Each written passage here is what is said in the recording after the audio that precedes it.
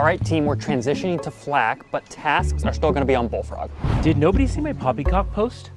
There was no clappy claps on it. Make sure you track your time on Fireplace. Then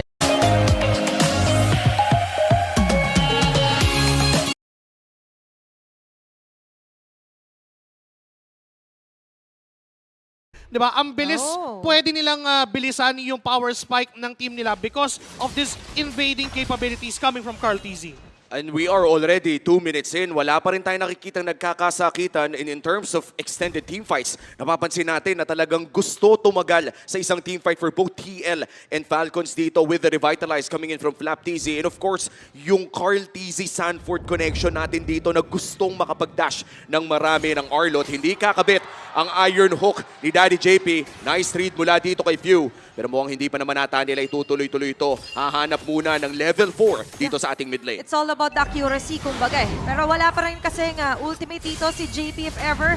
Pero Few being targeted here by Sanford, may hatak na konti. Yung hook ay hindi na naman ko connecta. Pero connecta muna tayo dito sa unang pagong ng laban. Nandiyan na shield unit E5 Flap TZ. Papasok to si Cal TZ, naka-level 4 na nga natin. Nagkaroon na nga natin ng transformation. Sanji with a turtle, but Netherrealm activated. Nakukontra yung mga damage dito sa TL. Still no first blood para sa parehas sa koponan. Pero ang unang pagong ay mapupunta sa kamay ng TL. Nakalamang ang cavalry doon. I like the respect coming in from Team Liquid Philippines after na mapop yung Netherrealm. Alisan agad. Alam nila na for this team fight, hindi nila kayang sumabay pa knowing na yung second chance ay nasa side ng Team Falcons. And they won that trade, they won the turtle, they respect the damage, kaya umalis na lang agad sila. But for Team Falcons, I like the idea of forcing the team fight. If ever na nahabol nila, if ever na nahuli nila, that's still a good trade. Oo, at kahit pa sabihin natin nakuha ng TLPH ang pagong, nakakalamang pa rin ang bahagya ang Team Falcons. At nakikita natin yan sa goal difference na hatid ng BPI. Tahimik na naman ng Land of Dawn. Napaka-tense ng galaw ng ating mga players para sa pinakaunang laro. E dito natin makikita kung gaano nga ba importante yung pag-set ng tempo sa ating serye. Tsaka sobrang ingat nila. Maganda na na-notice natin yung discipline for TLPH kasi doon talaga sila popondo kapag nakita nila si Few with the Nether. Oo, at yung Netherrealm ni Few, no, mukhang inoorasan din ito ng TLPH. Napaka-importante kasi na alam mo kung may Netherrealm ba o wala ang Paramis. At mukhang makukuha naman ni Oheb dito yung Gold Crab. Nice hook coming in from JP. Still both teams taking this very slowly. Ano bang hinahanap ng pares sa kupunan dito? For Team Liquid Philippines, again, yung kill potential coming dun sa ultimate ng isang Franco, but we have yet to see that. And for Team Falcons, nakakatakot din na sumabay sa isang Jungle Lucas mula kay Kyle TZ. Midnight said it, he was the deadliest Lucas. Oo, napakasakit talaga mag-Lucas dito ni Kyle TZ. Ang daming na turnaround sa mga games na napanood natin for the past few days of the playoffs. Pero mukhang lalabas na ang pangalawang pagong in 10 seconds. Baka dito na natin makita ang unang malaking team fight mula sa larong ito. Lately, wala tayong nakikita kahit skirmishes. Literal, nagkikliran lamang ng mga minions, naghahanapan. Pero ito na ata yung hinahanap na laban ng mga nanonood sa larong ito. Okay, the turtle is set. Nakaabang dito si Carl TZ. Flap TZ, pinipilit na ilayo. I-next dito yung kala pwede maglaban kaso kumagat. Sun for the first blood. Flap TZ na dito ang counter engage para sa Team Falcons. Carl TZ sobrang unat. Mabubuhay pa rin ito si Sanford.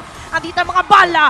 Sonata isa ang tatama pero hindi sapat para mapabagsak doon sila Sanford. At itutuloy na nga ng Team Falcons ang pagong na ito. Mukhang may lamang ang Team Falcons pero diversion play, peke lamang. Turtle secured na. What? Hindi pala peke yun. Tunay na pala. Ito yung yanot. Kaso nga lang Netherrealm. Pasugod dito ang Team Falcons. Kaya easy medyo naiipit ang kalang din sa sitwasyon. Pero nandun na magagaling ang kalang din kala Few.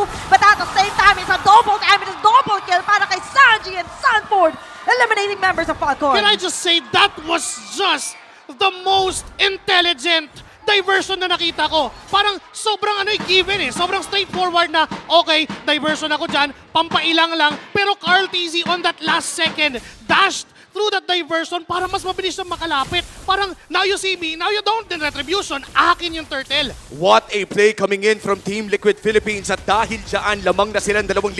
JP, wala pang flicker na available, hindi na naman kakabit ang Iron Hook. At mababalikan nga po natin yung mga pangyayari sa pagong na yun. And look at that retribution mula kay Carl TZ. Yung tahimik na simula sa loob ng laro na ito ay parang nabaliktad na ng cavalry. At dahil hawak na nila yung lead, anong mai-expect natin na sunod na play? Teka sa baba! Oh, that's going to be a kill and Owen falling down. Another one for TLPH. Nandun na tayo sa punto na kapag twing up yung Bloody Hand ni JP, kaya na ng Team Liquid Philippines na mag-burst. Either it be Oheb or even si Sanji. And look at Carl TZ. Grabe. Kapag ganyan nakatapang yung jungler, kapag ganyan nakatapang yung Fredrin, there is a problem Okay. for Team Falcons. Sumalubong na din si Flap Easy kaso may taunt yan. Medyo masakit ang mga members. Ay! Cavalry! Binalik ni Danny JB sa kapupunta. Dito ko lang Flap Easy. Pasugod ngayon. Gusto ng counterplay dito ni Love Yung. Guys! Kaso nga lang si Carl Easy di kakayanin ng mga damages at sayaw ni Oheb. Sanji with a double kill. At nag-init na nga si Oheb sa huling mga araw ng playoff sa ilang beses niyang nilaro ang harit na to.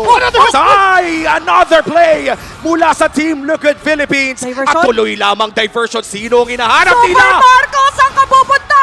Pinipilit tumakas kaso lang ang tumama pa rin. Doon yung mga panghuli ni Sanford. Tatamaan man siya. But still, that's Super Marco. Ito na ata yun, Joshi. The Liquid Stampede online para sa Cavalry. Yung urgency, yung decision making, yung quick thinking na, okay, after this, pwede pa tayong pumunta doon, mahahabol pa si Super Marco, and it's all because of the info provided by all of the members of Team Liquid Philippines. Look at Pew falling down. Beautiful play yet again. At hindi lang yon, Turtle naman ang magiging kuha doon ng Falcons. And 7 minutes in, biglang nag-flip ang script. Kanina pinag-uusapan natin kung gaano katahimik yung laro pero 2 laban lang ang kinailangan ng TLPH to up the tempo. 4,000 na ang kanilang kalamangan at mukhang naghahanap pa sila ng isa pang kill. Final slash tumama na at mukhang magdadash pa nga pero napakakunat naman kasi ni Flap TZ. Not the best target at this moment, hindi si Flap TZ, pero teka lang. Okay, sabi niya makunat. O sige, nandito nga lang din ang Stampede yet again. Flap TZ down, kasabay ng Torre. Walang makunat sa 5 miyembro at alam na alam yan ng TLPH. Chef Sanji with another diversion play. Gusto ko yung test fire ni Sanford doon. Okay, try ko ay wala akong damage. Okay, sige, nandyan kami. Sanji delivering with that diversion. Look at Carl TZ again. Okay, nandito na nga lang din sa harap. Ang mga members sa TLPH targeting the outer turret. Sunod na target's going to be the inner. Pero Falcons is already here. At mukhang nagdedepensa na ang Team Falcons. Alam nila na hindi pa nila kayang pumalag during this time. Now that we are entering yung moment na pwedeng mag-snowball pa ang TLPH, paano ba ito i-mitigate if you are Team Falcons? For Team Falcons, they have to time perfectly yung Netherrealm na magmumula dito kay Pew, and also they have to choose the fight na lalahukan nila. For the longest time, for 8 minutes, nakita natin na they are trying to contest for those objectives. They are trying to be saved by the Netherrealm, but ganun lang kasi kabilis pumatay for Team Liquid Philippines. Imagine, a bloody hand, just 2 seconds na hindi ka makakagalaw is enough for Team Liquid para tapusin agad yung buhay. At gusto man nila pumili, kaso nga lang ang TLPH ngayon na nagdilikta ng tempo natin na ilatag ng Summon Force, hindi pa rin naman nila naabot at napapatay din si Oheb. Flap TZ is down. Tatalon na nga lang din dito kaso may bloody hand pa rin nakakagat doon. Wait a minute. JP Super Marco Kyle! down. Papasok na pa isa-isa dito ang mga Falcons. Kaso nga lang, kompleto pa rin dito ang tatlo. Wow! Lalaban. Pero sa dulo, si Sanji pa rin na magtatagumpay. Owen going in with a circling eagle. Sa banat pa! Nakakadamay siya ng isa. Kaso nga lang, at the end of that, 3 sa 3 ang palitan. Joshi, correct me if I'm wrong. That was a good trade for Team Falcons kahit lugi sila. Ang gusto sana ni Ogwen doon ay kunin yung buhay ni Sanji, but unfortunately, Braves might happen. At naging si Daddy JP yung naging target nung kaniyang Wisp dahil siya din yung tinamaan ng basic attack from that Matilda. Pero okay lang yon. For Team Falcons, ang pinakamagandang gawin nila right now, kung hindi nila mahanap o hindi nila mapili yung mga lalahukan nilang laban, perfectly time those skills, perfectly layer those skills, and even Kyle TZ, kailangan niyang hanapin yung target. The moment na nawala si Oheb for Team Liquid Philippines, it's a go signal for them to prolong the team fight. At nagsisimula na nga rin sumakit dito ang deadliest Lucas ng MPL Philippines na si Kyle TZ. At nakita natin yon na isolate niya ang kanyang mga targets at napakasakit talaga ng upgraded flash combo, especially with that QB available. At mukhang available na nga rin ang pinakaunang Lord natin. Team Liquid Philippines ang hawak nito. Great push check mula kila Sanji, pero hindi pa rin nila alam kung nasaan si Pew at si Ogwen. Blood Wings is available. Nagpakita na yung 3 para sa Team Falcons, pero hindi pa nila alam kung nasaan si Kyle at Super Marco. Are they gonna go for Sanford? Okay, nandiyan pa rin naman ang mga pamukbok ni Sanford. Makikita ang pag-abante nila Flap TZ. Carl TZ, magandang reset onto the Lord. Kaso nga lang hindi tatama yung hook, pero ito yung tatama na nga lang din. There's going to be the taunts here for Carl TZ. Pero Team Falcons nag-iisipan ng new move. That's the revitalized burn para sa Team Falcons. Pakito na ang signal ng Team Liquid Philippines sa mag-all-in sa Lord. Hindi na naman kakabit yung Iron Hook. At mukhang papasimplihin muna ng TLPH ang sayaw. Papa-reset ng bahagya. Hahawakan ito ng Team Falcons. May wave doon sa taas. Habang tumatagal ito ay mas nalulugi pa ang Team Falcons. Yun yung pinakamagandang nangyari for Team Liquid Philippines. Wala silang problema doon sa dead lane. Okay na at dito na sila mag-focus sa Lord. Ito yung problema nila kanina pa, si Sanford din. Na ngayon iniindala sakit kaso lumapit si Carl TZ pero hindi ka na nila ma-outright dito si Carl TZ dahil sila makakakuha na nga lang din ng Lord. Carl TZ falling down or if dancing on the members of Team Falcons will go down as well. Dalawang matitira. Sasalubungin pa sila dito ng Young Goats. Saan ka pupunta? Tsaka lamang! It's going to be a wipeout laban sa Team Falcons! At dahil dun sa Faramis passive, si few lamang ang makakapagdepensa. Hindi pa naman nata endable. Mataas pa at mababa pa ang mga death timers dito at may holy defense pa naman. Makakadepensa pa ang Team Falcons pero lumaki na ang gold lead ng TL. Again, we're talking about urgency. We're talking about quick thinking, quick decision making para sa kupunan ng Team Liquid Philippines. The moment na pumasok si Kyle TZ, bigla nag-change ng target ang mga members ng Team Liquid. Okay, taunt natin yan, banatan natin. Even if there is a nether rim, they have the abilities, they have the kits para i-burst down agad yung ghosts mula sa Team Falcons. And after that diversion, a wipeout, clearly, Team Liquid has the upper hand. At hindi pa available ang flicker dito ni Sanji at ni Sanford. Aabangan nila yung Lord. Carl TZ could potentially try to find an angle pero papasok na ang Falcons! Maganda yung idea dito para kay Flam TZ at matatanggal na nga lang nila si Sanji. It's going to be a double kill para kay Kyle TZ. May iwan si Sanford. Pinagtutulong-tulungan may Nether Rem na tutulong sa kanilang misyon. It's going to be the Sansan duo falling down. Hindi pinansin ng Team Falcons yung Lord. They went in, all in for the team fight. Anong klaseng ang ganda ng desisyon na yun? You know what? Removing Sanji, removing Oheb, yung mga damage dealers from the side of Team Liquid Philippines, they know yun na yung key para manalo dun sa clash. Nung nawala si Sanji, nung nawala si Oheb, parang mas nagkaroon ng tapang ng loob ang members ng Team Falcons to a point na hindi pa nga ginamit yung Nether Rim with that engage. Ginamit pa right after that engage para mas manalo pa doon sa team fight. But look at this invasion.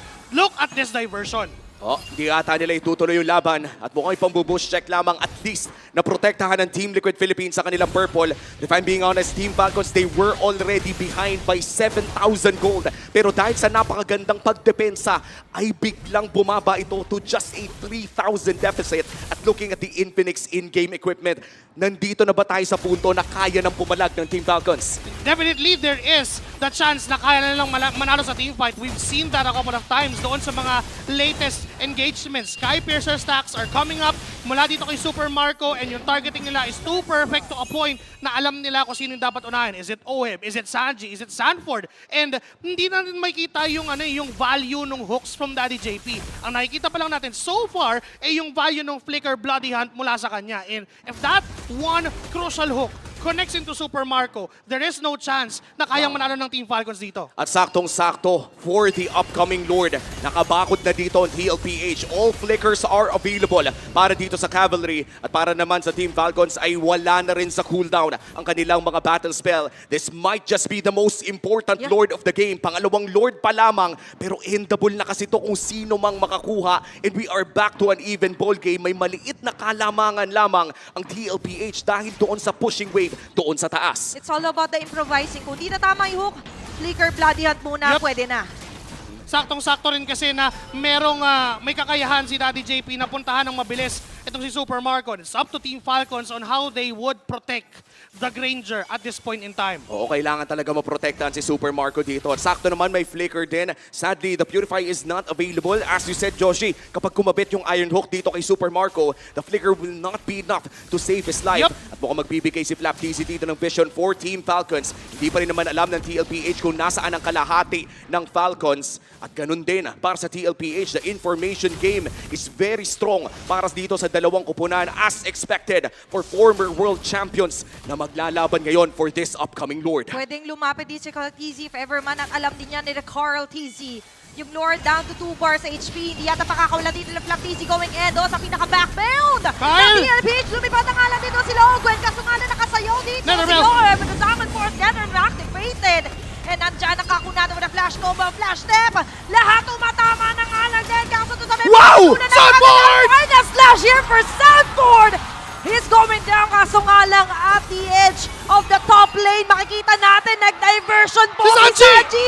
Ito na naman siya. Gusto niya katapusin agad yung game 1. Iba ang niluluto ni Chef Sanji. Ayaw na pa uwi ni Dan JP pero nandiyan si Kaltisi para dumipensa. Mapuburst ba dito yung QB? Pero mukhang nawala ng minions at yung inhibitor turret na lang ang pinuntahan. The cavalry is here. Nandun sa baba si Carl. Nandito na si Oheb! Okay, Oheb and Sanji going for the mission, locking their sights dito sa pinaka-base. May kasama pang Lord na dadamay sa pagtapos ng laban na to. Oheb with a double kill. Team Liquid Philippines going for the stampede. Lahat ng pwedeng ibigay, binigay na nga! Game 1 para sa Team Liquid. What an action-packed game number 1. An intense diversion play na nagmumula dito kay Chef Sanji to seal it up to 1-0. We started with multiple types of diversion coming from Sanji, but that was the best. Ibang klase talaga ang pinakita ng cavalry at dahil dyan, lamang na sila. Puntahan muna natin kung ano nga ba yung mga thoughts ng ating mga panelists, Midnight and Chantel. Pasok! What a day opener at gusto ko lang sabihin na let him cook. Ay, grabe ka na, Chef. Kung ano-ano niluluto mo, basta hawak mo ang Louie, parang walang takas kahit sino. Base push malala mula sa isang Louie. Kinabahan lahat, tsaka lahat ng mga kakampi niya naman. Kung nandun si Sadio sa taas, kahit sinong team, pag may nakita sila nandun sa malapit sa base nila na mayroong pang Lord, pipigilan talaga nilang, oh wait, ikaw din mararatel. I think Team Falcons, nakuha nila yung moment na pwede na nilang i-comeback. Mananalo na sila eh. Kaso nagluto ang ating MVP na si Saji para sa kanyang Luigi. 9-15 Yep. KDA para sa ating laban. Take note, Midnight, 100% kill participation. Oo, ang napaka-ano nito, na at some point siya pa yung pinakamataas na damage output sa kanyang team. Pero alam mo sa history ng Louie ni Sanji, pinadala niya na lahat eh. Pinadala niya na si JP, pinadala niya na si Carl Tizzy, si Sanford, dati si Benny Q, di ba, pinapadala niya para magsimula yung bagyo. Pero ito literal sabi niya, sige, ako na ang magluluto and kinain niya yung tsansa ng Team Falcons makabawi dito sa game number 1. Napakaraming moments ito sa game na to. Honestly, sobrang naging maganda yung performance nilang dalawa ni JP. Winilang yan ng Franco yung early game ng Team Falcons. Parang 2-3 lang ata yung hindi tumamang hook for the first 8 minutes. Kasi binabantayan ko yun yung Franco kanina pa, yung mga bloody hunt timing niya. And ang kinagandahan dito is ang daming skirmishes na naipanalo ng TLPH because of that hooks that came out from JP. And nandoon din yung follow-up ng combo ni Sanji and also yung immense crowd control na nanggagaling mula kay Carl Tizzy at pati na kay Sanford. Grabe yun, no? Ginamit po na yung flicker ni Sanford para lang talagang masecure yung kill doon tsaka para makatakas siya. Yun, no? Ito yung mga sinasabi na bloody hunt. And I think ang dami yung mga moments talaga for TLPH na na-corner yung specific lane. Yung mga dive nila was so on point that for Team Falcons, they had a hard time na makatakas doon sa area na yun. Oo, kumbaga yung target selection dito ng TLPH, tama kayo. On point kasi yung first time na nanalo dito yung TLPH was JP using the flicker onto Few para hindi masimulan yung early snowball ng Lucas. And nung namatay yung Faramis, wala nang Netherrealm. Essentially, medyo humina yung Lucas. And after that, it was just continuous skirmishes or initiations and pick-offs na ginagawa dito ng TLPH, yung combo ng Franco Hooks, yung stun ni Sanford. And reliable din kasi yung, alam mo yun, yung crowd control nila kasi ang daming setup, ang daming initial setup for JP. And also nung lumabas na yung Winter Crown, unstoppable na yung combo nung Bloody Hunt and yung Freeze. Pero umabot pa rin tayo sa point na yung Team Falcons ay nakapalag-palag dahil sa presensya ng Lucas, ni Kyle Tizzy. Pero again, nagluto si Shep. Sabi niya, ang tagal na tong game na to, kinain na nila yung almusal. Sige, eto naman lunch. Bigla siyang umalis pala habang nagte-teamfight. Pumunta siya doon sa may taas. Bahala na kayo. Bahala kayo dyan. Oo, makapal yung minion wave natin, guys. Ano lang kayo dyan, magsuntukan lang kayo dyan sa may gilid. Basta ako, magpa-focus ako doon sa pwede kong puntahan. And 16 minutes nang pala yung naging game natin, pero 34 yung naging total kill the game. So, ibig sabihin dito ay punong-puno ng action. But I gotta say for your Team Liquid Philippines, parang pabilis ng pabilis yung tempo ng game nila. Kasi yung crowd control nila mismo, pahigop, tsaka grabe yung displacement.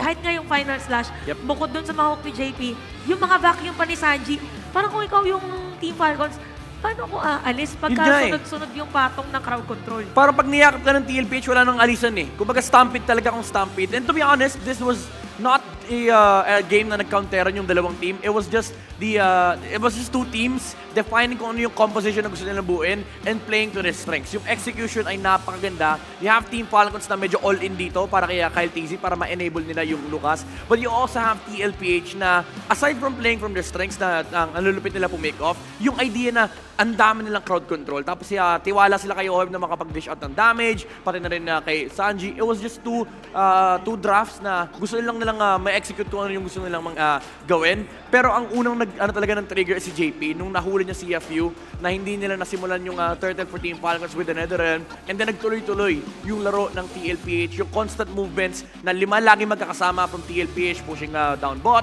na papunta mid, tapos magda-diversion, lagi sila sama-sama. Pero again, huge respect dito sa Lucas ni Kyle TZ. Iba pa rin talaga. Feeling ko pagdating ng game 2, ikaw consider pa rin ng TLPH dito yung Lucas. Kasi even though ang daming moments na parang pinigilan ni JP, ni Kyle TZ, si Kyle TZ na makakuha ng mga neutral objectives, pagdating sa team fight, ang sakit pa din eh. Napakasakit pa rin ng Lucas. Siguro kung nagkataon na mas humaba pa yung game tapos hindi nasira yung inhibitor turret sa taas, baka mas na-stretch pa yung game natin. Possible siya na umabot ng 30 minutes. But anyway, para sa laban natin na yun, ang ating carry, pinakamataas na damage is a 68.4k para kay Sanji. Sandbag was Flap TZ, pero syempre ang ating best wingman ay si Daddy JP with 16 assists Nang isda. out of 24. Pero itong ating BPI Rich guy, walang iba kundi si Super Marco with 811 gold per minute. Yeah. Ano din eh, ang daming space, honestly, Yep. ni Super Marco. Even though unti-unting nata-take over yung mapa ng Team Falcons, every single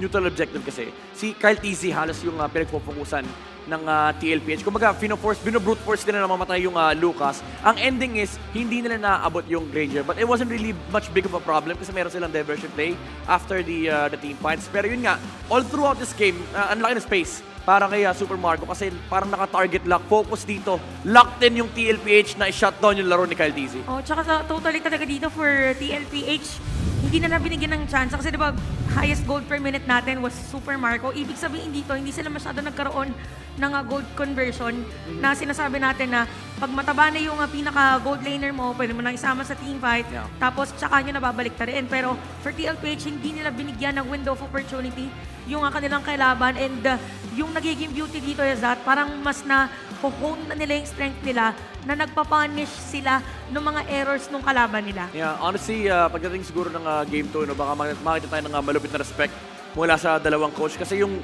Louie, feeling ko if you're Team Falcons, di mo talaga pwede ibigay kay Chef. Oo, ang dami mga heroes na tuloy ngayon na kailangan i-consider. For TLPH, meron ka ding Lucas na kailangang pansinin. Para dito sa Team Falcons, meron ka ding kailangan isipin na nalugi. So yung game number 1 natin dito is punong-puno ng sustansya, punong-puno din ng pangyayari at punong-puno din ang ating venue. So hindi lang tayo ang kasama natin dito sa ating Champions Arena. So kusapin muna natin ang kasama ng ating mga hosts. Maraming salamat sa ating panelists. Here we are at the Champions Arena, and right beside me are the champions of the UAAP Esports Season 87. Everyone please give it up for De La Salle University. DLSU Green Aces, boys, it is so nice to have you here today. Pakilala naman kayo sa lahat ng ating mga manonood for everybody who doesn't know you yet.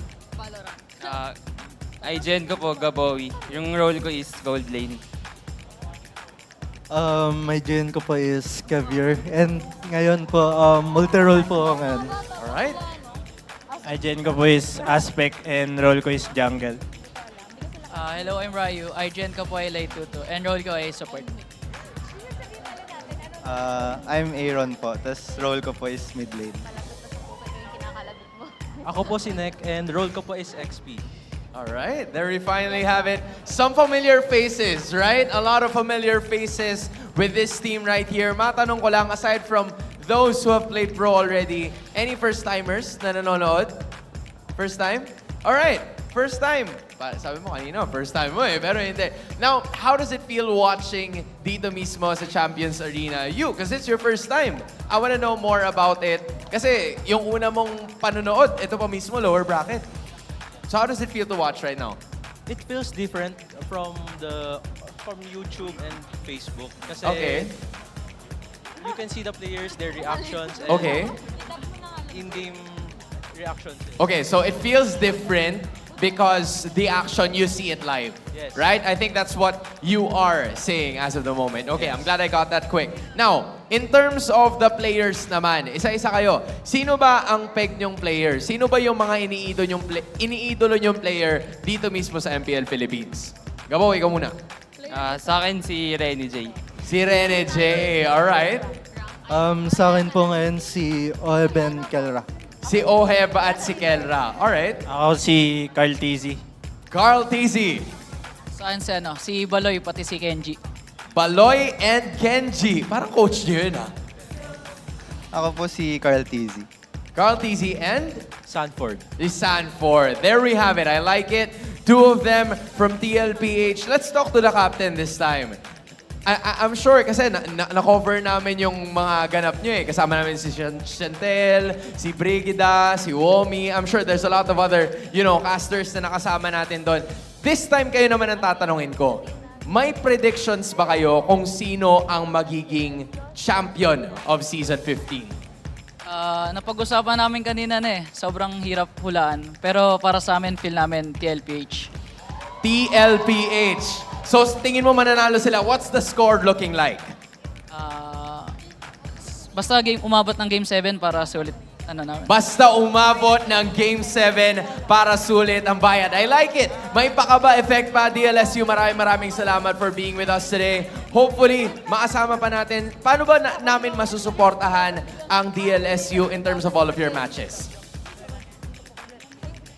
Siguro supportan nyo po kami sa upcoming UAP season pero matagal pa naman yun. Tapos may mga tournaments po kami na upcoming like yung XCC which is yung Infinix Cup which is mangyayari this Sunday. Tsaka yung MSL.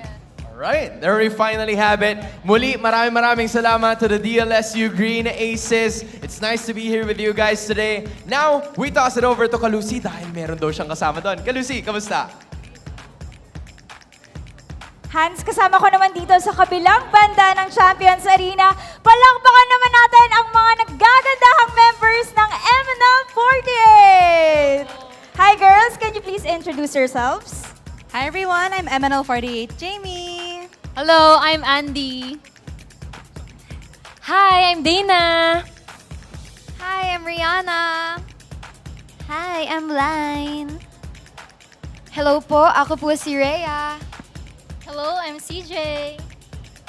Hi, I'm Clariel.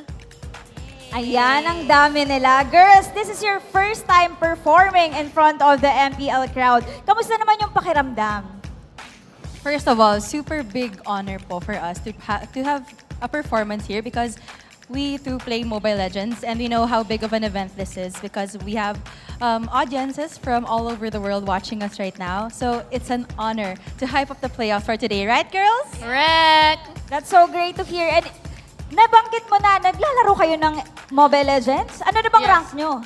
Ay, as someone na... ito mythic. As someone na walang oras maglaro, hanggang epic lang ako. Pero road to legend. Grabe, ako nga warrior lang. As a simple girl. Okay lang, basta proud, di ba? Yes. And ano ba bang pwede naming abangan sa MNL48? May mga upcoming shows ba kayo? Performances? Yes, of course. In the month of June, we have a lot of performances coming up. And besides that, we have our 5th generation edition coming up. So you better stay tuned for that on our social media channels. Ayan, naabangan namin yan. Invite nyo naman yung mga fans nyo na manood live dito sa Champions Arena. MN Loves! Live na live dito ngayon! Kaya manood kayo at mag-enjoy tayo para-pareho para supportahan ng mga teams na sinusuportahan natin. Yes! Sino bang team ang sinusuportahan nyo? Ayan. Wag niyo po kaming awayin. Secret. pero parehas. Para safe. Safe answer. Okay. Quick question, girls. Ready na ba kayo for game 2?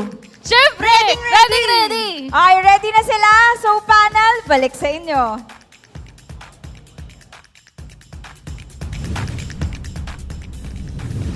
Welcome back sa atin. Sabi mo ganun yung intro natin. Hindi, group name kasi tayo eh. Ano bang group name natin? Welcome back dito sa MPL 16.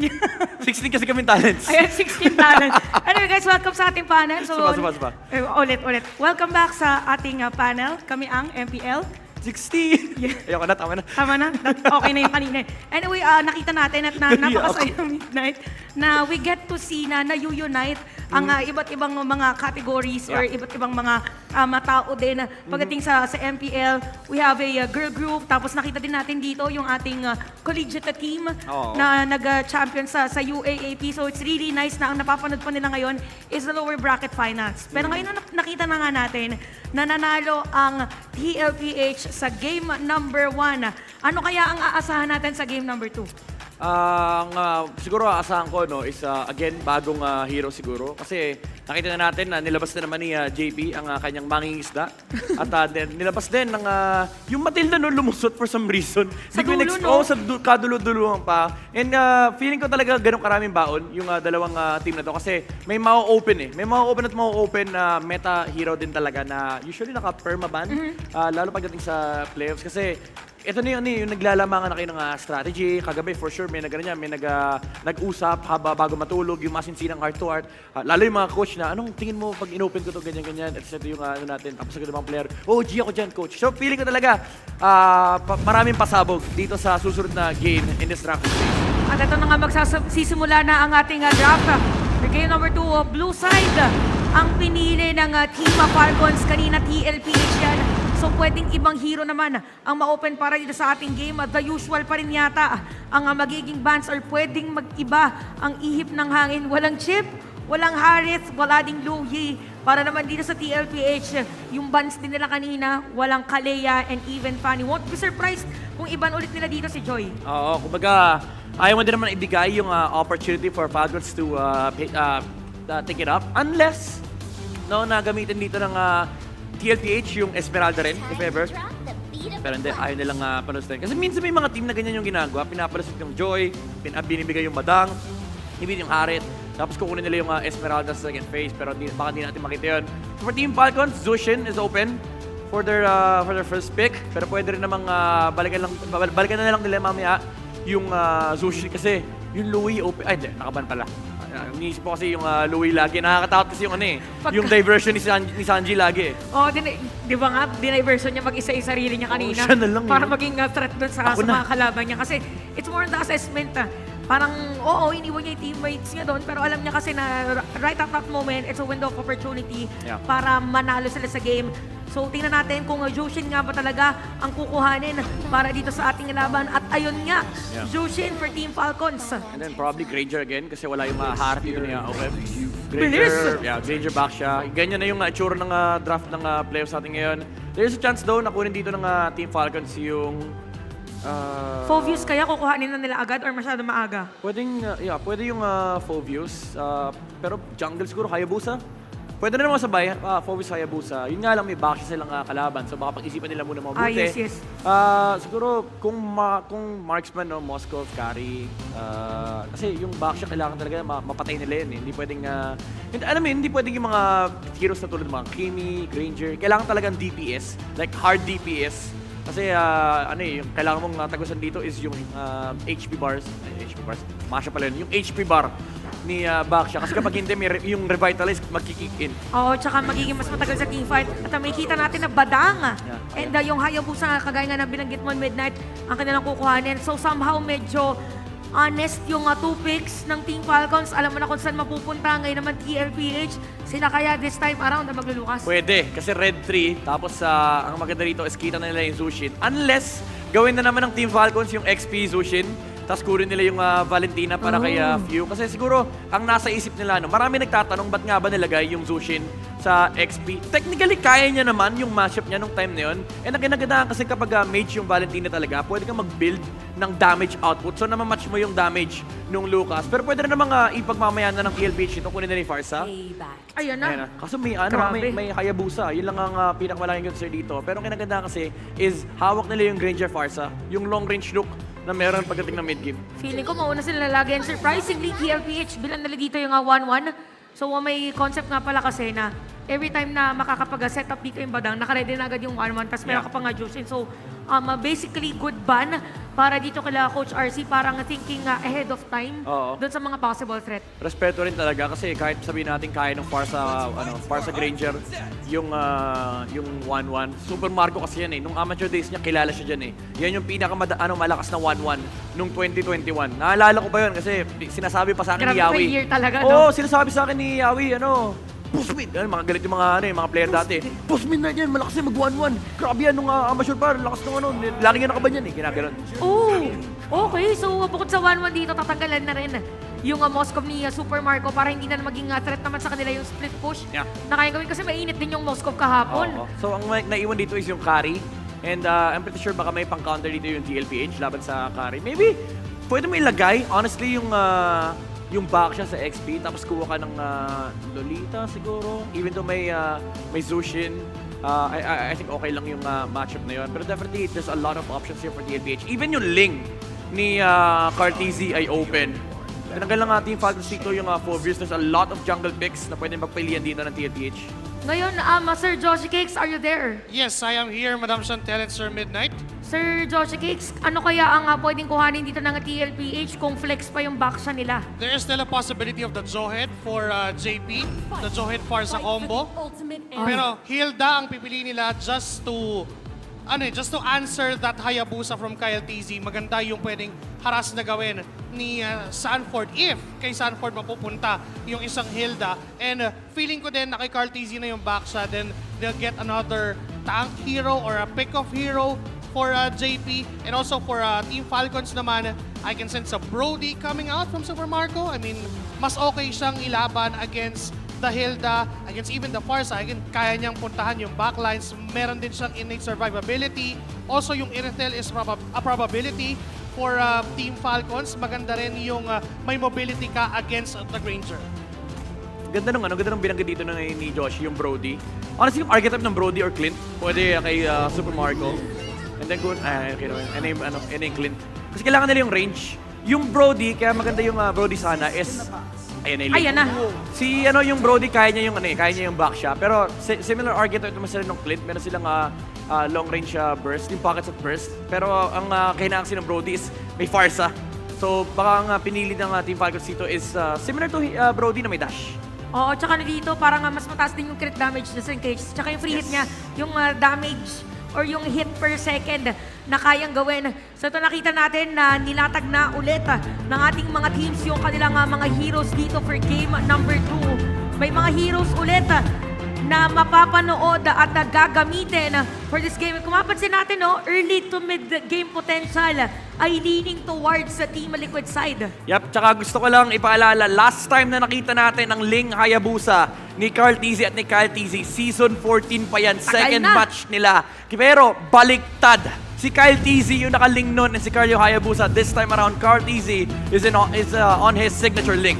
Labanan na ito ng mga TZ. Tingnan natin kung ano mangyayari para sa ating laban ng casters. Kayo na muna. At sa unang laban, nakalamang na agad ang TLPH. Makikita natin kung babangon ba muli ang Falcons. Pero mamaya na lamang yan. Sa ngayon ay titignan muna natin. Siyempre, vibe check lang sa ating Champions Arena. It's a sold-out arena. Joshi and Athena. Nakikita natin ngayon na full pack talaga. Supporters here, the cavalry, and of course, the Green Falcons na present sa ating Champions Arena. Dalawang kulay yung nakikita mo. It's either white and blue or white and green. Apat. Tatlo.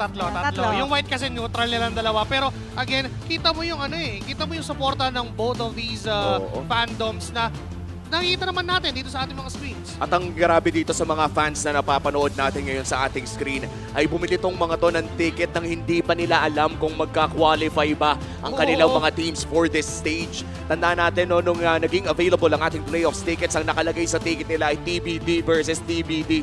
Dahil hindi pa natin alam kung sino nga ba yung maglalaban dito. At for them, suporta lang talaga malala dahil tandaan natin kung sino mang manalo sa best of 7 na ito ay talagang lilipad papuntang MSC kasama ng Onyx Philippines. Yung iba kasi dito parang binilala everyday na ticket.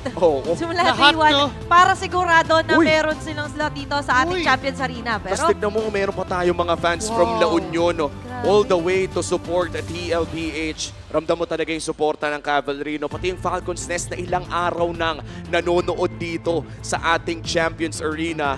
Parang laging present lahat ng ating mga communities regardless kung ano mang itsura ng ating serye. Tsaka yung mga games ngayon, parang na-feel ko yung ansarap maging viewer na nanonood lang ako, nakatingin ako sino yung mananalo, and nararamdaman mo rin kasi yung kaba, tumatagos yung stake nung laro na to na again, this series, isa lang ang pwedeng manalo, isa lang ang pwedeng mag-MSC, isa lang ang pwedeng mag-Grand Finals. Ito rin kasi yung magdidikta ng July nila. It's either mag-practice kayo, magre-rebuild o kung ano mang gusto nyong gawin ng July. O lilipad kayo patungo sa MSC. Pero tayo naman ngayon ay lilipad patungo sa Land of Dawn. Once again, this is game number 2 of our best of 7 lower bracket finals between Team Falcons and Team Liquid Philippines. Suntukan malala na agad sa simula pa lang.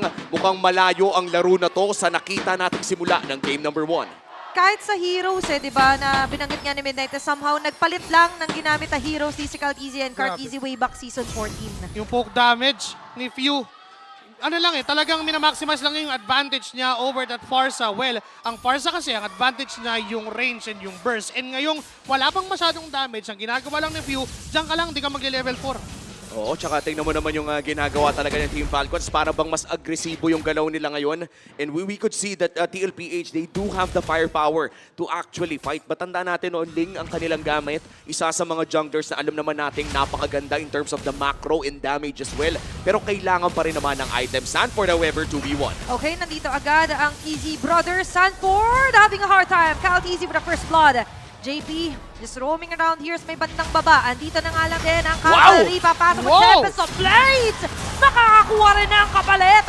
Kaso nga lang, at the cost of JP's life na nga lang din, may ipit pa ba si Carl? Makakatakas pa ang Young Goat. Young Goat, indeed. Ang ganda ng pagtakas doon ni Carl TZ. And looking at that aggressive maneuver from TLPH, parang nabalik pa nila yung nawala. Alam mo, gusto ko lang i-comment, parehas yung junglers natin. Alam ni Kyle TZ yung win condition niya sa early. It is to provide that kill, to provide assistance dun sa EXP, and nagawa naman niya. But unfortunately for them, Team Liquid Philippines, nandun sila sa pag-iisip na okay, pupunta dyan si Kyle TZ. So malilate ako ng konti, tapos siya yung papatayin natin. And with that, Team Liquid Philippines, even though sila yung nakakuha ng mga magagandang nangyari doon, Team Falcons pa rin ang may lamang. Pero sobrang insignificant ng 200 eh. Oo, ito pa yung anybody can win the next team fight. At ramdam natin yan sa pwestuhan pa lamang nila.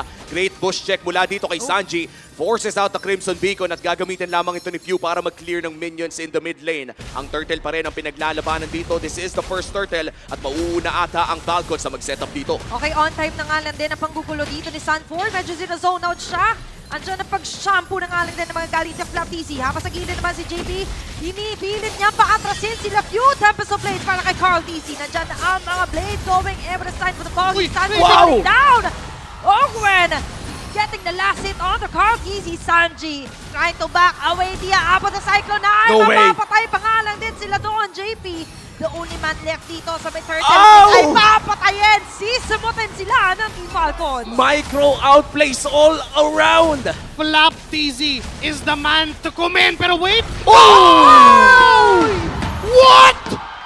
What a steal mula sa Young Goat. Carl TZ, akala natin natalo na yung TLPH sa trade, pero hindi pwede yan. No, no, no, sabi ni Carl TZ. Gusto ko lang sabihin na ang ganda ng ginawa ni Flap TZ with the stun coming out from that glue. They were able to kill Carl TZ, but because this is still the early game, mabilis yung death timer and umabot pa si Carl TZ doon sa Turtle. Parang nung game 1 lang, di ba, nung hinatid siya tapos sabay agaw na naman ng Turtle. Oo, yan talaga yung mga galaw ng mga Ling na sobrang pogi yung mga galawan eh. And for TLPH, buti na lang nakuha ni Carl TZ yung Turtle na yun. Medyo na mamimitigate yung snowball na sana ng Team Falcons. But looking at the micro outlays coming in from Team Falcons in that Turtle fight, ay naramdaman natin na nag-iinit ata si Ogwen ngayon sa kanyang badang. Tsaka sobrang hirap din gumalaw being the Ling for Carl TZ, knowing na merong badang at may glue sa kalaban. Diba imagine, Ogwen is just committing yung kanyang pader, yung kanyang fist break para lang hindi gumalaw si Carl TZ. And they have the punching power, they have the firepower to burst down that Ling na parang may timing. Okay, nag-Tempest of Blades ka na, it's time for you to die. Ang yun ang call ng Team Falcons. And for Team Liquid Philippines naman, I like what you said about them mitigating that damage. They minimize the casualty na kahit pa nabigyan sila ng nabigyan ng Team Falcons, the Turtle is somehow enough para ma-survive yung early game. Kyle TZ, the land some poke damage, no? Actually, yung dalawang TC natin dito ay nagka-pokean lamang sa laban na yon, pero mukhang hindi naman sila mag-all-in just yet. 25 seconds bago lumabas ang ating sunod na pagong. At napaka-importante nito for both Falcons and TLPH, mainly because nanakawan ng Team Falcons kanina. Kanilang-kanila na yon, but here comes the Federer strike. Auto real time na nga lang din. Yung shadow kill, mapo-force na gamitin dito ng Calgizzi. Medyo babalik. JP. Stanford, nag-flicker na nga lang din para abutin nga lang din dito yung Hayabusa. Kaso sa pinakadulang makakapag-crit. Uy! Hindi ko na sila few, pero aabutan ni Oheb. Dito si Calgizzi. Sa may pinakagilid naman, andyan pa rin naman ang mga Rhapsody, Rondo in, JP with a shield unity. Nandyan ang mga suntok, kaso nga lang balang para sa buhay. Magiging sagot. And Calgizzi at again with a Tempest of Blades. Ang linis ng pasok ng TLPH doon at na-cut na nga nila ang damang ng Team Falcons mula 1.5 down to 500. Pero hindi pa turtle ang punteriya dito nila Carl TZ. Torre muna ang call ng TL. Don't know if it was a misclick from Kyle TZ na bumalik siya dun sa Shadow, but maybe because they wanted to get that kill against Daddy JP. But unfortunately, nandun si Oheb. Diba? Nakuha yun or nahanap yung tulong ni Oheb with that single bullet coming in from this Ranger. They were able to take down the jungler. Pero yung ginawa kasi ng Team Liquid Philippines, don't rush the turtle. Diba? Alam nila na hindi ganon ka-valuable yung turtle at this moment. But Sanji, nabuhay siya doon sa Ugi Shadow Kill, and it is a very good info para sa Team Liquid Philippines. Medyo nakakatakot no? Naka-wings by wings ka na, wala palang green camp doon, walang mapasahan ng Ugi Shadow Kill. But sadly for Team Falcons, hindi pa sapat yung damage ni Kyle TZ para i-burst si Sanji ng 100-0. At dahil dyan, TLPH mukhang magkakaroon ng maliit na kalamangan around this turtle pit. Sanji in position for the feathered airstrike. Kung hindi pa niya ipupull yung trigger, great rotation mula sa TLPH at mukhang mazo-zone out pa si Kyle. Okay, maganda yung positioning dito ni Stanford. Medyo pipilitan agad dito na ilabas si Maglulets for Flap TZ. At again, makukuha ni Carl TZ ang objective turtle para sa TLPH. Ang ganda ng ginawa ng TLPH doon at mukhang makakakuha pa sila ng Torres sa baba. That's 2 objectives straight para sa TL at hawak na nga nila ang 1,000 lead. You know what? Delaying that turtle after that messy team fight doon sa kabilang lane, parang binigyan lang ng choice yung Team Liquid Philippines na okay, hayaan natin silang lumaban. And if they would fight, try natin kumuha ng pick-off bago tayo mag-turtle. They are just hitting 2 birds with 1 stone and not just 2. They are hitting 3!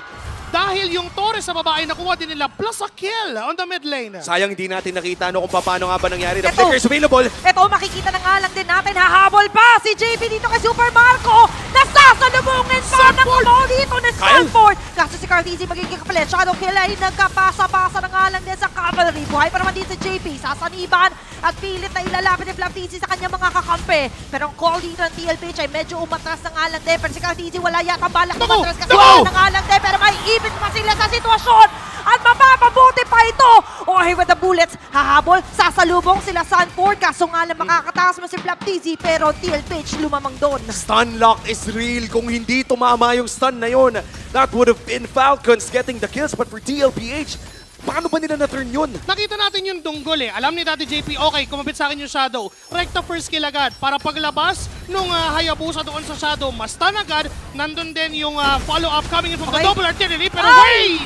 Hindi niya nakakayanin pa. May Crimson Beacon man, pero face break, pero Chris Crack. Lahat ginamit ang kalag din dito. Makakatakas pa rin doon si Stanford. Parang pinapahirapan na ata ng TLPH ang buhay ni Few. Na-burn yung Crimson Beacon, na-burn din yung Flicker. So far, hindi masyadong nakakatagal yung Zushin doon sa may bandang harapan. TLPH still ahead by 3,000 gold. At mukhang nakapag-farm na dito si Oheb currently with a perfect KDA. Sobrang laking problema ng Team Falcons right now is yung tatlong items na meron si Oheb. That's a Hunter Strike, Sky Piercer, and a Malefic Roar. Now I guess going for a Wind of Nature just to survive for that Clint and even that Hayabusa. Pero yung isa pang problema, the most damage dealt. Sanji. Meron na siya ditong glowing wand na I guess going for a Holy Crystal. Possible pa rin naman yung Blood Wings for survivability. But then again, the double artillery from Team Liquid Philippines. Hindi maabot ng mga members ng Team Falcon. Oh, hindi pa sila nakakalapit. Ginaganyan na agad. Pero sila, abot na abot ang alang din dito. Yung huling bala, tatama na nga lang din Shadow Killing. Nag-zone na nga lang din. Kaso nga lang, sa bandang gilid, hindi nila kakayanin pumitas. Hindi pa rin talaga sapat yung damage ng Ugi Shadow Kill at naghahati-hati pa ang TLPH. So far, napakaganda ng formation ng TL sa mga teamfight nila at hirap si Kyle TZ makahanap ng isolated target at hindi naman kasalanan ng Team Falcons yun. Sadyang maganda lang yung pwesto ng TLPH. Kumbaga sa basketball, naka 2-3 yung members ng Team Liquid Philippines. 2 on the back and then yung tatlong members nandun lang sa harapan. And si Carl TZ nga minsan nawawala pa. Parang late pa talaga siyang dumarating just to finish the job. And it is a problem. There are no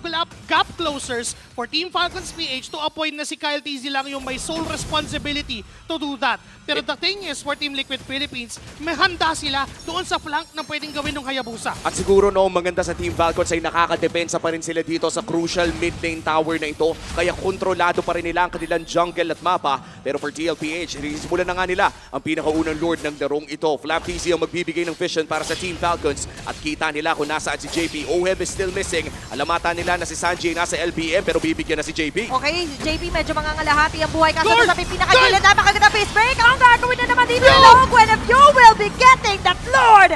Habang si JP naman ngayon na hindi tatantanan nila Ogwen Count Easy and even if you inangat, pinasubo ng bala. Ogwen will get a perfect setup dun. And Falcons finds the angle and the Lord. Paano yung nagawa ng Team Falcons? Literal finding the angle. Yung pinanggalingan ni Kyle TZ, hindi nila in-expect na manggagaling siya dun sa weaker side ng Lord. Kasi, well, yung pinaka-ordinary or pinaka-orthodox na nakikita natin, nanggagaling sa likod ng Lord, yung Hayabusa. But Kyle TZ went from the bottom lane up to that mid lane, finding Oheb. And even, eto si Kyle TZ ay nawala na ng chance para kunin pa mismo yung Lord. But then another airstrike. Oo, kaso ngayon, hahabol na naman si Carl TZ. Kung kanina hindi ako masyado makalapit ngayon, lalapitan na nga lang din naman. The very kicks do what's doing it. Habang si Sanford at si Orb naman ay bibiktima dito si Super Marco. Oh no! You try to run away na paplikan na nagkakalison bigol pa kaso ayaw yata siyang paalisin basta-basta dito nila Sanford. Kabilang banda naman, Carl TZ, iba yung pinaplano. Lamang pa rin naman sa map control ang Team Falcons pero ang daming nawala sa kanila including a turret dito sa mid lane. Mabubuhay na rin naman si Ogwen and Flap TZ pero mukhang dalawang tore pa makukuha ng TLPH. Saglit lang nahawakan ng Team Falcons yung gold lead at muli itong binawi ng Cavalry. Ito yung nagiging problema again ng Team Falcons. Kapag head-on nila tinake yung team fight, just like what we saw from that latest skirmish, nahihirapan sila. But without Kyle TZ na kayang mag-flank at kayang magbigay ng kill potential doon sa mga backliners, tinan mo dito, head-on lang, diretso lang ang mga members ng Team Liquid Philippines because Kyle TZ is out of nowhere. Wala siya dun sa pwesto, wala siya dun sa posisyon, wala siya sa timing para i-hit yung nagka-feathered airstrike dun sa likuran and that is making Team Falcons at a disadvantage. At grabing aggression din yung nakita natin sa Baby Cakes tandem sa mid lane fight na yun. Even expending the flicker for Oheb para lang makakuha ng additional na kill. Gigil na gigil talaga ang TLPH ngayon at hawak na naman nila muli ang lamang for Team Falcons. Ganun na lang ba ulit ang kanilang gagawin? Lord fight ang aantayin for a potential Lord steal? Kailangan mag-force dito ng Team Falcons ng mga magagandang team fight. Knowing na looking at Flap TZ with a 117 KDA, kahit palagi siyang nauuna, kahit palagi siya nag-i-initiate for Team Falcons, isang beses pa lang siya namamatay. So they have to do what it takes para para hanapin si Carl TZ at siya yung hindi makakuha ng retribution. Because one Lord steal might turn these things around. At nakita natin yan kahapon sa mga serye na napanood natin, specifically in that Aurora series kung saan make or break yung mga retry ni Kyle TZ. And for TLPH, siguro gusto rin niyang gawin yon katapat ang kanyang iniidolo dati na si Carl TZ na ngayon naman ay katapat na niya ng paulit-ulit. And this is a very crucial match. Yes, best of 7 ito, pero hindi ibig sabihin na pwede kang magbigay ng kahit isang laro. At yun yung ginagawa rin kanina pa ni Sanford. The Apex Predators doing a hunting down core damage dealers. Isa pa sa good thing na nangyayari din for Team Falcons ay minimize nila yung mga casualties kahit natatalo sila doon sa mga specific na skirmish na nakikita natin. Now, for this Lord fight, ang ganda nung, ito yung Battle of Info na tinatawag natin. It's for Flap TZ, para sa Team Falcons, and para naman sa side ng TLPH, nandyan si Daddy JP. Kasi hindi pwede Sanford yung gumawa nun eh. Kasi mas gusto niya na ma-hunt down yung papalapit pa lang na backliners from the side of Team Falcons. Kaso nga lang, siya ngayon yung ina-hunt down, Flap TZ, onto the info. JP naman ang sunod niya magiging target. Few naghahanap ng pwedeng iangatan.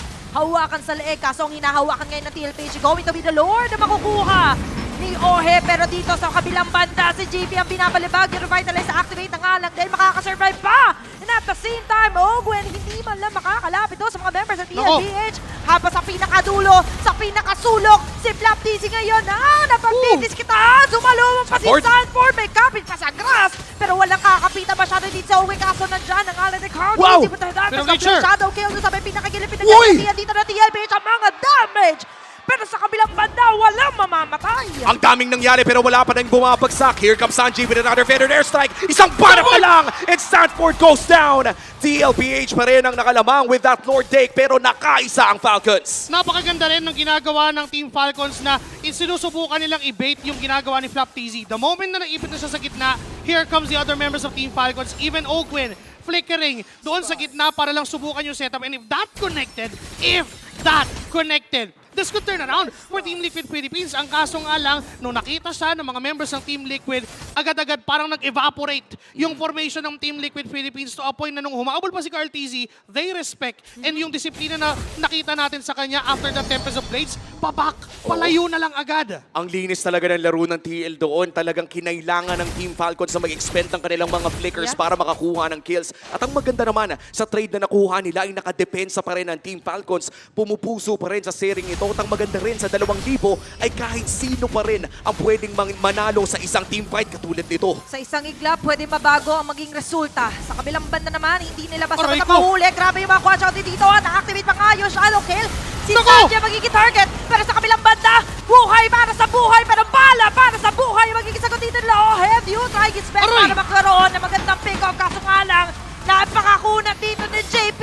Flap TZ, makakasurvive pa naman. Apat na miyembro ng cavalry ngayon ay nandyan sa opensa. The Sansan duo is doing so much sa mga team fights nila, sa mga feathered airstrikes ni Sanji at pati na rin sa mga tinatangking damage ni Sanford.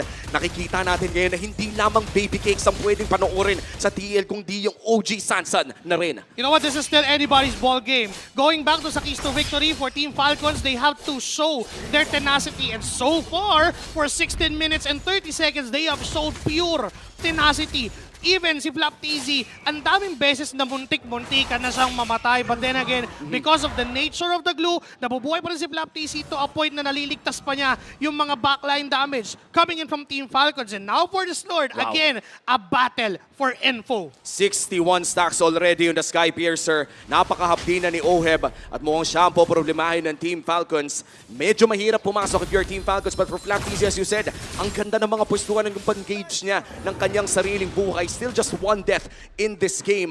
Pwedeng-pwede niyang sapian yung malalapitan niya. At usually si JP yung nagiging target. Hindi pa sapat yung damage nila up until now para i-burst down yung backsya na yon. Pero mukhang ang i-burst down dito ay yung Lord na ata. Okay, medyo magmamadali na nga lang din na makalapit dito ang Team Falcons. Pero sa pinakagilid, naghahanap si Carl TZ dito ng kanilang pwedeng i-target.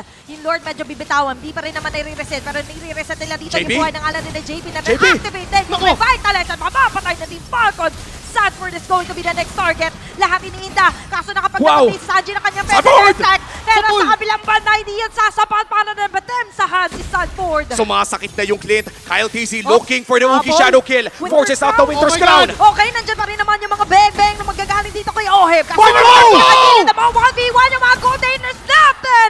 Makakapag-flicker out si Orb. Kaso nga lang, hahabulin siya ni Super Marco. Nag-immortality na at iligaw.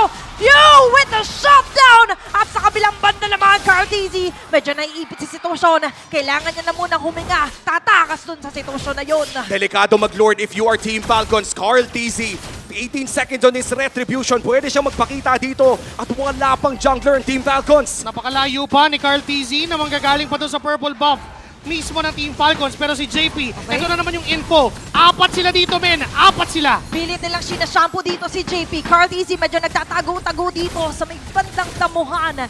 Pero good call daw para sa Team Falcons. Kaso sa may pinakagilid si JP na nga lang din makakatakas pa. Sanford and Carl TZ doing it na nga lang din. Marco down! At mapapatay niya pa si Super Marco going for killing spree. Dadamay pa nga lang din sa equation dito si Sanford. Yung Lord wala pang makakakuha. At may advantage na ang TLPH ngayon. Daddy JP with the baits at biglang pumasok si Carl TZ to secure that team fight. Sisimulan na ata ng cavalry ang Lord na ito at tandaan natin sa dinami-dami ng mga nangyari kanina ay nag-evolve na at bibilang na lang ang mga teams na kayang dumepensa against this Lord. Si Ogwin lang ang nandun for that info. Pwedeng i-burst down agad to ng mga members ng Team Liquid and that is a free Lord. I love to commend Daddy JP na pinakita niya lang kay Carl TZ, okay men, 4 to, pwede mong puntahan. And sobrang risk pa nga yun, knowing na wala yung purple buff ni Carl TZ doon sa point na yun, doon sa situation na yun. Pero yung panggugulo lang, yung pang-disturb lang ng formation, that is the key for Team Liquid. At sobrang nabitin pa sa damage. Gapiso na lang yung buhay ng Baksha doon at yung lantern na hindi naging sapat. Kailangan na ngayon dumepensa ng Team Falcons against an Evolved Lord. May wave clear naman sila. Lock item na rin dito si Super Marco. At napaka-importante yung buhay at yung flickers na hawak nila in this impending possible fight. Si Sanford nakita na ng Team Falcons pero mukhang hindi sila gagalaw. Masyadong makunat yung Hilda. This is TLPH na nanalo na no game number 1. They are poised to take this inhibitor turret and this game number 2. Okay, ngayon mapipilitan agad na i-activate ang Shadow Kill. Nandun ang paalam na magagalit dito kay Flap TZ. Nandiyan na mga glueless. Mapapaflicker out ang mga members dito ng TLPH. Kaso sa kabilang banda, na-force ang Winter Crown. It's going to be a defense para sa Team Falcons. Pero magiging successful din naman sila. Gandang depensa. I've already seen that instance pero sa kabila. Nakita natin yun na ginawa ng TLPH kanina na hindi nila pinansin actually yung Lord. And this time, Falcons naman yung hindi magpapansin nun, getting Sanji on the process. Napop yung Winter Crown. Napop din yung Wind of Nature. That is enough info for the members of Team Falcons na okay, pwede mag-chase down. But because of the Lord na meron ng Team Liquid Philippines, medyo limited yung pwede nilang gawin. Now, Carl TZ trying to find the target, pero I doubt na mabilis niyang makukuha yung buhay if you knowing na ang daming panakas ng isang Joshin. A lot of history between these two players, Carl TZ and Few. Dating magkakampi, ngayon ay magkatapat na. Isa lang ang lilipad patungong MSC pero mukhang walang kagatan na magaganap doon sa may bandang ibaba. And we are entering the 21-minute mark kung saan napakahaba na ng ating mga death timers at mahirap nang mapitas sa ganitong parte ng laro. Ang hirap ng sitwasyon sa mga fans kasi pareho sila dito na pigil hininga dun sa abang ni Carl TZ kay Few. But as you mentioned, ang hirap hulihin ng isang Jushin. Lalong-lalo na din kapag alam mong may chance na merong kasama yung isang Joshin, hindi lang basta kasama yon. It's either be ito si Ogwin o si Super Marco pa. Na by the way, nakikita na natin na nagtatranslate yung mga items na meron siya into damage na kailangan ng Team Falcons against Team Liquid Philippines. The only difference na nangyayari pa for them is that kahit pa mag-front to back damage ang Team Falcons, pinipuwersa ng Team Liquid Philippines na laging dalin sa likod nila yung pagpasok ni Flap TZ, yung mga flickers ni Sanford, laging palayo sa members ng Team Falcons. It's all in the positioning. It's all with the infos once more onto this Lord fight. And this might just be the last Lord of the game. And what a steal mula dito kay Flap TZ. Walang purple buff yung Ling ni Carl TZ. And this is a lot of trouble for TLPH. Sisimulan na ng Falcons ang ating 4th Lord of the game. At mukhang babakuran at i-reset muna nila ito. Safety is the #1 priority para sa Team Falcons. Balikan natin yung early to the mid game kung saan hindi nila nahawakan yung gold lead. At ngayon, dead even na ang ating laro. Nakapag-hold out ang Team Falcons for the last 8 minutes of the game. At ito na ang chance nila to finally get the lead if they get this Lord. Kung titignan mo rin yung minion management, almost 50-50 yung nangyayari. But for the middle lane, yun yung pinipuwersa ng Team Falcons. But here comes the Lord fight. Si Ohib! Si Ohib! Wait lang, si Ohib naabot na pala doon sa may makabilang na! Mapapatay pa! Ngayon, mapipilitan na pumalagaga dito sila Carl TZ. Medyo may ipit sa sitwasyon si Ogwe pero may immortality pa rin naman. At ito ang kanila magiging gante. JP sa kabilang banda. Ay, kakainin ng mga bala na binibigay ni Super Marco. Winter Crown na nga lang din na-i-activate ni Sanford. Kaso nga lang hindi magiging sa Sanji. Oh, no way! Sanji! Sa lang din doon. Ang mga member ng Team Falcons pumapalag. Yung ibon dito pumapalag pa rin naman. Hindi mo siya basta-basta makukulo. Flap TZ matitira dito. Kaso nga lang nandyan ang tagapagtanggol ng TLPH. JP and Carl TZ chasing him down. Shield Unity. Retry ginamit ang alang din. Ayaw siyang pauwiin. Immortality natanggal na rin. At mapapatay pa siya dito ng TLPH. World-class micro mula sa Team Falcons and Team Liquid Philippines. Napitas na si Oheb pero nagawan pa ng Oh my paraan ng God. Team Liquid. Si Kyle TZ na lang ang And the ball. dedepensa. 12 seconds para dito kay Ogwen. Okay, nagmamarcha na dito ang TLPH. Going for And the the win. ball. Pero nandito nga lang din ang buhay. Inaalay ni Caldizi para madepensahan. At magsasucceed naman siya doon.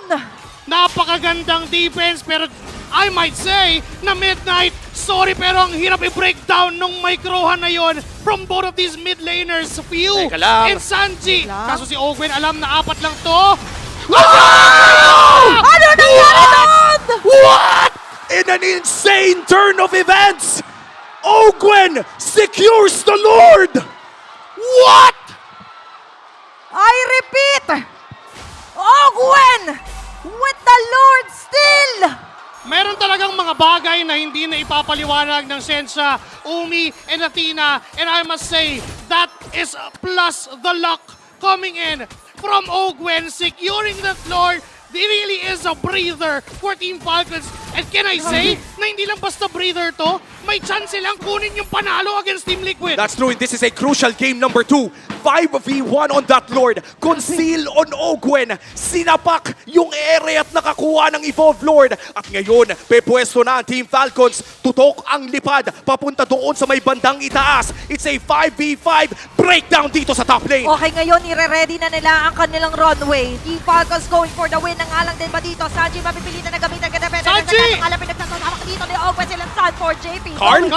Carl DC nililito ang mga members ng Falcons habang sila Sanford dumidepensa at matutunaw yung Lord na dala-dala dito ng Team Falcons. That's one inhibitor turret down. Ang win condition ng Team Falcons ngayon ay kumuha pa ng isang inhibitor turret at mukhang makukuha pa nga nila ito. Pero na-cut ni Carl TZ yung mid lane wave kaya naman mapipigilan na ang pag-push ng Team Falcons at dahil sa miracle play ni Ogwen, balik sa laro ang Team Falcons. Pero ang ganda rin nung ginawa ni Carl TZ doon, that cut doon sa middle lane, yun yung naging rason bakit buhay pa rin ang Team Liquid pero sa baba! Mabubuhay pa nga ba na matagal? Kasi dito sa pinakagilid, Carl DC maaabot na si View. Nandito ang bagsak ni Federer pero maiwasan ng mga members dito ng Team Falcons. Takas na nga lang din muna habang doon sa pinakabase. Sinasama na nga lang din ni Sanji dito sa Flap TZ na mapapatay ni Oheb. Nako, 70 seconds para kay Flap TZ at 30 segundos pa para sa susunod na Lord. Nakuha man ng Team Falcons yung dalawang inhibitor turret. Malaki ang kalamangan ng Team Liquid Philippines doon sa upcoming Lord fight natin. Napakalaki ng impact na wala yung initiator, na wala yung nagzo-zone coming in from Team Falcons, and for Team Liquid Philippines, maybe the call is to burst down the Lord ng ganun kadali. But again, tinitingnan nila yung dead lane, and if Kyle TZ shows up, there is a chance na sisimulan na agad at napakabilis na tatapusin ng Team Liquid yung Lord na yon without any questions. Teka lang, si Marco! Grabe naman talaga yon! Sanji is doing it!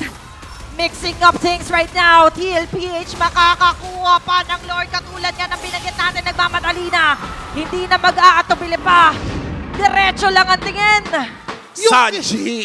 Yung chemistry nila, men, alam mo yon, may call eh. Okay, Lord tayo, burst natin. Pero may ibang utak si Sanji. Kanina pa niya pinakita yun ng game number 1. O sige, dyan kayo, magda-diversion ako. Ngayon, this time, dyan kayo, pupuntahan ko sa Super Marco. And he was successful with that. Removing Super Marco, na wala na naman yung threat na okay, baka mabura tayo ng mga bala. Baka mabura tayo ng damage output. And with that extent, ngayon na nabalik na naman sa Team Liquid yung lamang sa mapa. Pero yung gold lead, kasi wag na natin tignan eh. It is an even fight. Lock item na sila parehas, nasa galawan na. And once again, Chef Sanji with the crucial play. Nandito na yung pang-5, pang-6 na natin ng Lord. But this time around, Cavalry maseselya na binila ang game number 2. Okay, 10 segundo para umabot din si Super Marco. Nilatag na agad dito sa Sanji ang kanyang Federer. Sir Flap TZ natanggal na nga lang din ang kanyang immortality. Mapapatay pa siya dito ni Orb. Pinakagilid, na-activate yung Winter Crown. At papatay pa siya doon ni Orb with a double kill. The regular season MVP is doing it. Buhay pa rin yung Lord. Napakakunan dito. Umabot na para dumepensa ni Super Marcos. Pero sa pinakagilid naman na-proc na yung Crimson Beacon dito ni Khadiji or rather the View. Kaso nga lang sa kabilang banda. Lock Tower lang! TLPH with a game to win! 2-0 para sa Team Liquid Philippines. Halos 30 minutos tayong nagsuntukan sa game number 2. And with a crucial pick-off mula kay Chef Sanji, ay nakakuha ng panalo ang Liquid. A lot of crucial things happen sa laban na to. A lot of micros and macros. But then, we have a 2-0 from Liquid. Good luck sa inyo, Chantel and Midnight. Kayo na muna ito! Grabe, sobrang breathtaking nung laban na yun. Actually, napapaos na rin ako ano nangyayari? Nagkakas na nga si Chantel dito eh. Sobrang ganda na naging laban. It was a battle between mages, battle between players against Sanji, Oh my Cooking glove. for TLPH. Actually, good night, good night to eh. Good luck, Midnight talaga yun. Hindi ko Kasi alam. meron kasi kami mga GC guys for highlights and all. Sobrang dami ng input ni Midnight sa sobrang dami ng highlights. At siya ulit ang puno ng ating highlight, ang MVP for that game. Walang iba kundi si Sanji. 7-4-12 KDA, 73% kill participation. At ang masasabi ko lang, tumataginting na 144,000 na damage dealt all throughout this game. Grabe tong ginagawa ni Sanji. Buffet. Yung hinahain niya, yung niluluto niya. Luto na yung mga highlights, Chantel eh. Nakikipagtalo na ako sa prod. Pero si Sanji nakipagtalo sa atin. And tinalo niya dito yung Team Falcons. Dalawang outplay, crucial outplay mula kay Sanji. Yung isang Winter Crown play. Doon malapit sa kanilang base na outplay niya si Super Marco. Si LaFew ay tumumba dahil nakasunod yung Ling. Pangalawang beses, si Super Marco na naman. Sino ba naman kasi mag-i-expect na may ibon doon? Oh. Ibon mang may layang lumipad. Pero tumumba din naman kaagad si Super Marco. Hindi na sila nakapasok doon sa Lord. And because of that, nawala yung contention sana ng Falcons. Nawala yung chance nila. And keep in mind this was a very close game. Team Falcons, sila yung nagdidictate ng tempo ng early game. Pero nakabawi yung TLPH. Nahanapan nila ng solusyon. Itong Hayabusa, ang daming moments na napipigilan. Yung shadow kill, yung binabangga siya ni JP, napapunish siya ni Cartezy. Kasi kapag wala na siyang shadow, lilipad na yung Ling, mag-aharap na ng target, may Tempest of Blades. Ito yung isang moment na na-cancel. Yung shadow dito ni Kyle TZ, tumama kagad siya sa back siya, and nandoon yung sunod-sunod na layer ng punish mula sa TLPH with a Feathered Airstrike, Tempest of Blades. Kumbaga nakuha na ng TLPH dito yung momentum. Falcons, umaasa na lang sila dito doon sa kanilang late game scaling kasi technically speaking, sumasakit pa yung damage output dito ni Super Marco, and naging laban to ng puwersahan ng mga skills and labanan ng mga Winter Crown. And pagdating ng mid to late game, I would say no, medyo lamang din talaga yung TLPH kasi technically si Cartezy may sariling may sariling escape mechanism kaya nandoon yung capability na mang-outplay. Pero binaliktad pa ng binaliktad pa ng Team Falcons kasi nga umabot tayo sa